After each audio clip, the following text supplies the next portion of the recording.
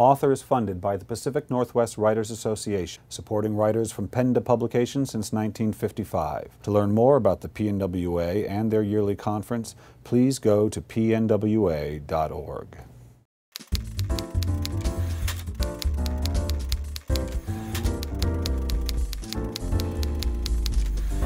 Hi, this is Bill Kenower of Author Magazine, and I'm here at the Richard Hugo House in Seattle, Washington with Carol Cassella, author of Gemini. Carol, welcome to Author. Thank you, Bill. It's a pleasure to be with you here. This is your third novel. It again involves a doctor, among other people. Where was the writer when you were going through that very arduous process of becoming an anesthesiologist? It was clawing away at the inside, and I had wanted to write. We may have talked about this last time. I had wanted to write since I was probably 8 or 9 years old. It was just what I saw. The average age for writers is 9. Is that right? Oh, yeah, I had no idea. You're just like everybody else. That's fascinating. Okay. I remember pulling out my parents' old typewriter and starting a story. I still have that somewhere, I think.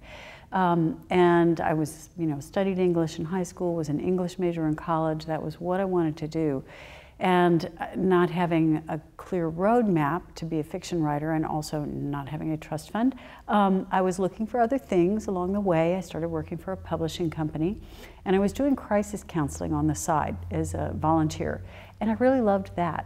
You liked helping people. I did. I liked hearing about people's problems and trying to get to what, where they came from on the inside, which is very much what a writer is doing. Yeah. You're taking the surface that you see and you're looking inside and trying to pull it out. And so those felt quite parallel. Not that I was conscious of that at the time necessarily, but so at any rate, that led me into thinking, well, maybe I'll become a psychiatrist, and then I'll have all these great stories that I can hear during the day, go home and write them at night. HIPAA violation included, free of charge. One thing led to another, and I went other directions in medical school because I really loved medicine itself. And I never, I was not able to get back to writing while I was in medical school, in residency, and in the early years of practice. But the drive was still there. And when it's in you, you know this as well as I do, it doesn't go away. It just won't be quiet. Yeah. It's funny that you were, so you're a crisis counselor. Of course, writers, by and large, novelists, choose characters who are in their moment of crisis. We pick them at their time. And so, as a crisis counselor, it seems to me, you have to be comfortable being with people in that moment of crisis. That has to actually ground you in some way.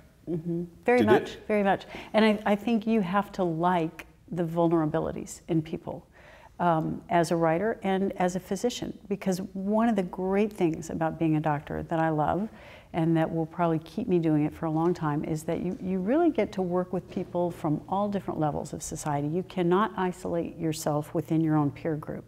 You get to know their problems on a level that most people don't. And that's very much the same with writing. You're looking for, you need all sorts of people, and you need to know what makes them tick within their own environment, and be able to pull that story out. Because that's what you're doing as a physician. Somebody comes in with a complaint, with a physical symptom, they aren't going to come in and say, my stomach hurts because my parents are abusing me. You have to pull that story out. Yeah. So. Yeah. And so the writer, what is she doing while you're ministering to your patients? Well, What's she doing? Did she just sit down? I am focusing on the patients when I'm in the operating room. I don't write when I'm in the OR. I feel like I should reassure everyone. But there's no part of that mind is really very separate thing. It's still going. It's still going. I think writers, people who are driven to tell stories, to look for stories, are doing it all the time.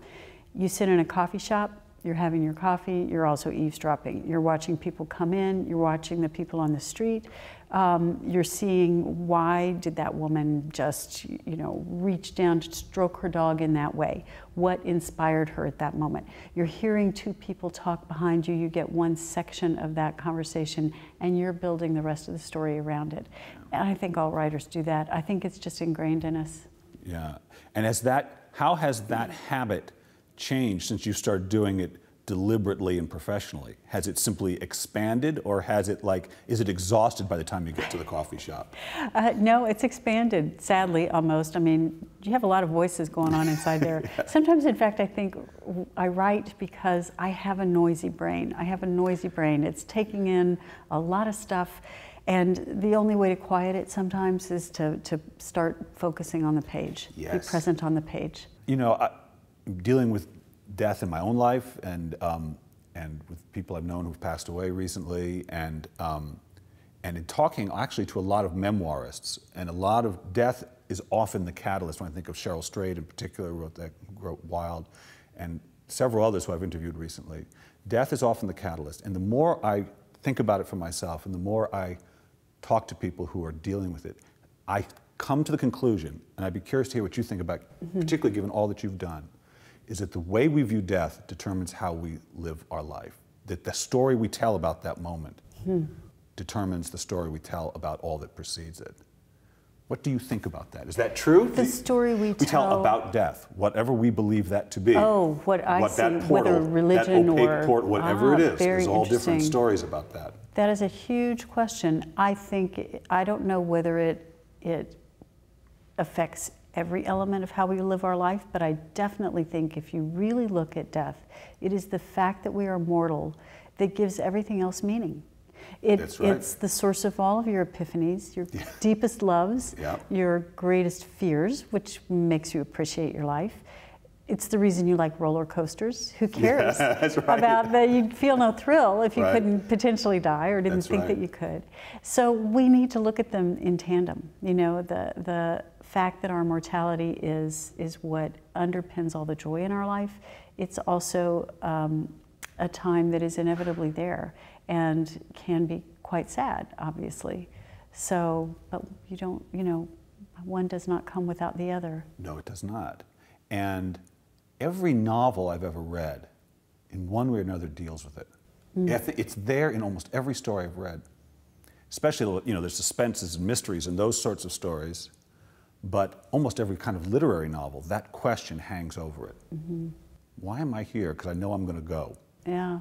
How does we give this meaning knowing that? Exactly. How do we find a purpose? How do we make sure that these years we have weren't wasted? Meaning. Exactly. Have meaning. Contribute, connect us in some way to other people. I mean, I think it's that. When I was a sophomore in college, I had this poetry professor. He was completely terrifying. And he would pace the room back and forth. And one day he turned and he glared at us and said, "You realize, I hope, that there would be no poetry if there were no death." We were all kind of horrified, but yeah, exactly. We were all 19. We were never going to die. Right. So, but now, of course, I understand exactly what he's talking about. Yeah. What did you learn writing Gemini that you're going to bring to your fourth novel, do you think? What's different about Carol as a writer? I think I've finally learned to trust my instincts more. When I feel like a scene is right or I feel like it's wrong, I listen to that without necessarily going back to a book or a teacher or a class or what I think I should do or what I've been told to do. If it's not resonating on some level, then it just isn't meant to be there. And so I pay closer attention to my instincts. I think I've also learned to leave more empty space for the reader to come in. I call it the blank spaces, the negative space in a work. And because if you don't leave those for a reader, they have no place to knit in and become part of that art. So I think I'm better about that. Yeah. Creating the most fertile empty space you can. That's your artistry. What isn't there? I agree. And I think really the magic of a book is that at the end of a book, most readers could come away and tell you exactly what the character looks like, sounds like, walks like, what their apartment looks like. And that was all up here. It is. All right, so my last question for you is, and I might have asked you this when you were on my little radio thing. I'm going to ask you again. So, finish the sentence. If writing has taught me anything, it's taught me what? It has taught me to value every moment of my life, every moment, because really it is not the pinnacles and the climaxes and the crises that matter. It's the small moments in between those are what you look back on and remember, and that's what you build your characters from in a book. So it sounds so hokey, I know, but it really does. I think writing teaches you to look at detail. It teaches you to really look at your child's expression when they're telling you something, what they're, you know, the way their hair falls in the sunlight, and those are the things that in the end you remember.